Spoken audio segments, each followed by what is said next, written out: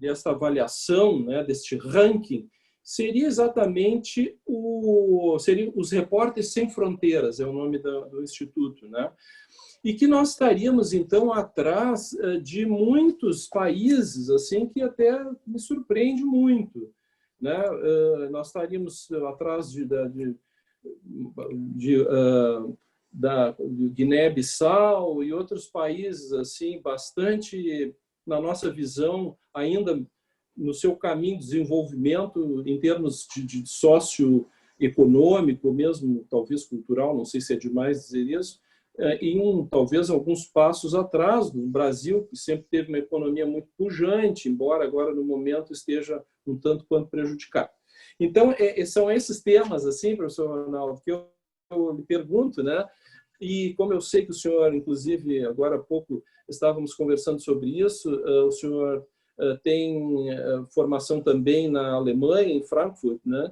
E eu gostaria também de sua opinião em relação à questão na Alemanha. Como é que o senhor percebe isso, né?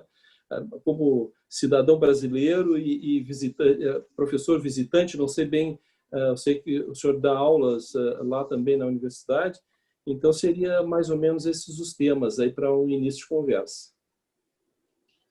Ótimo. Bom, antes de mais, é um imenso prazer, uma honra real estar aqui conversando com vocês nesse programa extremamente interessante que vocês têm organizado. Eu já assisti a alguns episódios, ainda não assisti todos. Quero, antes de mais, parabenizá-los e, pelas mesmas razões que eu parabenizo, dizer que eu estou muito orgulhoso de ter sido convidado aqui para essa conversa com vocês. Vamos lá. Evidentemente, o tema da liberdade de expressão ele tem várias dimensões, né? Várias dimensões, vários desafios. Como é que ele tem se colocado no Brasil?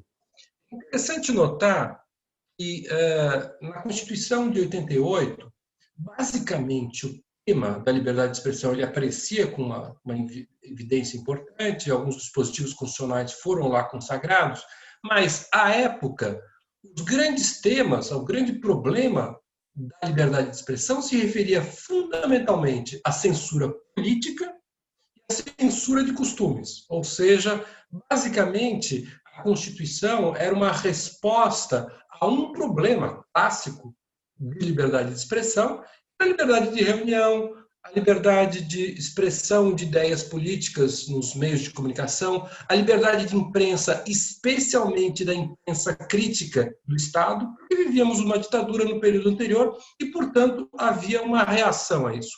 E o outro tema que também se colocava com muita centralidade digamos, nessa reação liberal da Constituição de 88, era a questão dos costumes, né? Quem não se lembra dos quantos músicos, Chico Buarque censurado, etc. Essa era a tônica, filmes, enfim, músicas. Mas o interessante notar é que não apenas no Brasil, no mundo todo, nos últimos 20 e poucos anos, houve uma mudança muito significativa na agenda, no tipo de problema que afeta a liberdade de expressão, especialmente no Brasil ou países, digamos, periféricos. Alguns desses problemas que eu vou aqui chamar de novos já não eram assim tão novos, especialmente, mas não exclusivamente, nos Estados Unidos, que é o grande laboratório de inovação e de reflexão teórica sobre a liberdade de expressão. É o laboratório mais antigo, mais sofisticado que se tem no mundo de reflexão jurídica e filosófica sobre a liberdade de expressão. Bem, quais eram esses novos temas que estavam novos para nós, né? Alguns já não tão novos para outros. Temas relacionados, por exemplo, à pornografia, relacionados ao discurso de ódio, mais recentemente, temas relacionados à divulgação de notícias mentirosas, fake news. Nada disso estava no horizonte do legislador constituinte. Nada disso passava. Alguns desses problemas se tinha uma notícia, mas certamente não foram eles que animaram a elaboração daquela resposta normativa, principiológica, legislativo-constitucional em face da liberdade de expressão. Bem, o fato é que esses problemas passaram a surgir, novos desafios passaram. problemas relacionados à liberdade religiosa, discursos discriminatórios ou considerados ofensivos realizados por lideranças religiosas. Como lidar com eles? Isso, em certa medida, era um reflexo de mudanças sociais importantes que estão acontecendo não apenas no Brasil, mas também no Brasil, de maneira muito aguda.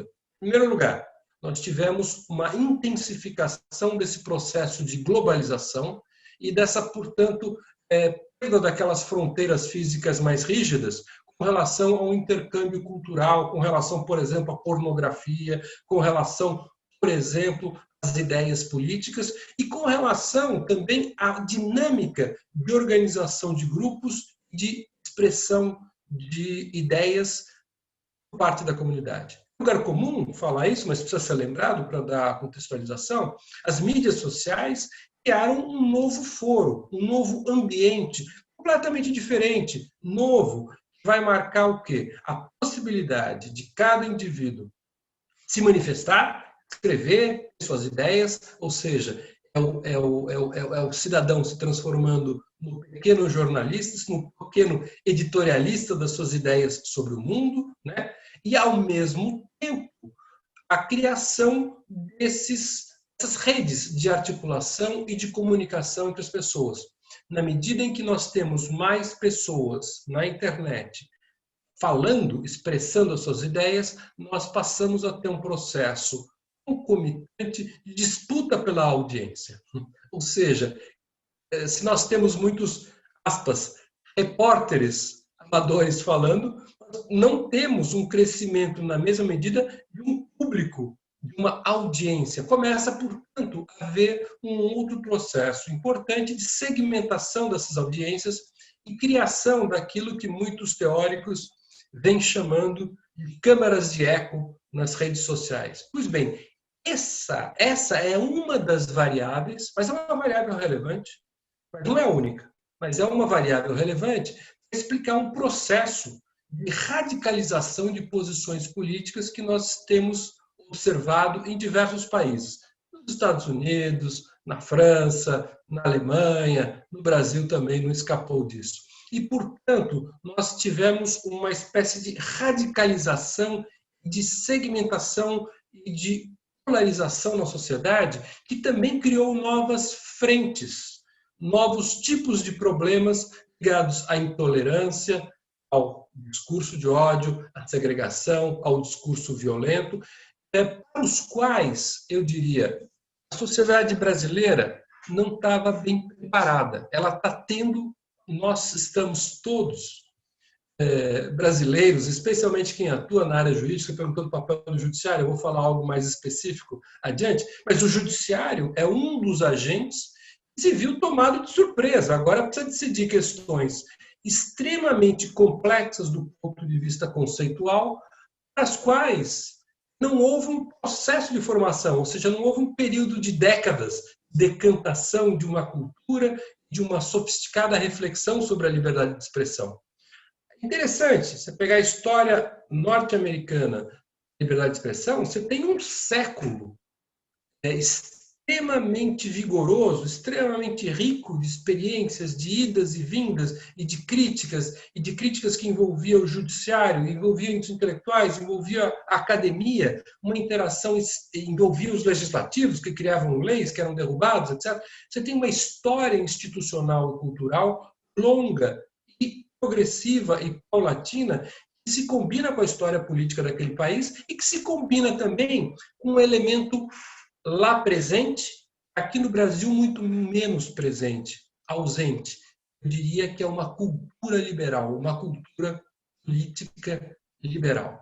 Então, o que acontece? Nós tivemos essas mudanças todas que eu estou pincelando meio a machadada aqui, né? A pinceladas grosseiras, mas nós tivemos tudo isso efervescendo dentro de uma cultura pouco liberal.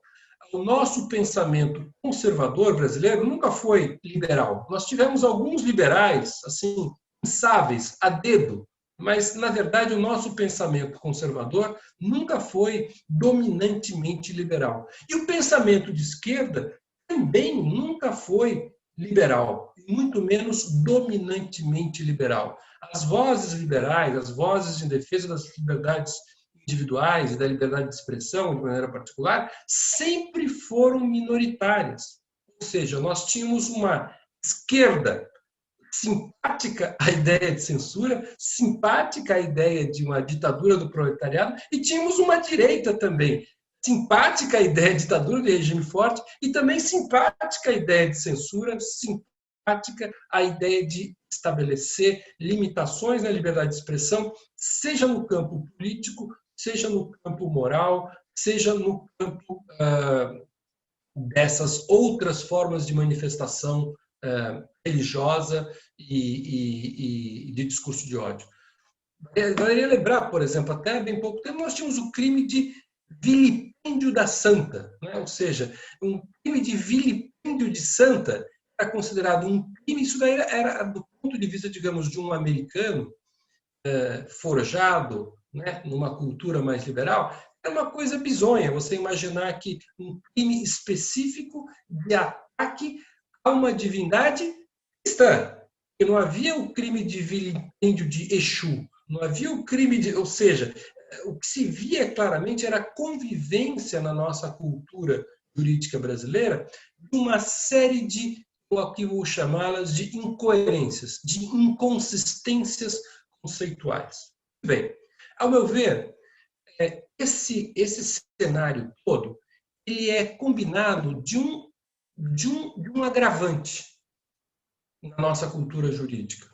E é um tema que me interessa de maneira particular. É por isso até que eu venho me interessando pelo tema da liberdade de expressão, que é o seguinte: na minha concepção, o tema da liberdade de expressão, talvez até mais do que outros temas, igualmente alguns outros, mas muito mais do que a maioria dos temas, é um tema cuja resolução, cuja reflexão demanda um sofisticado aparato conceitual e filosófico.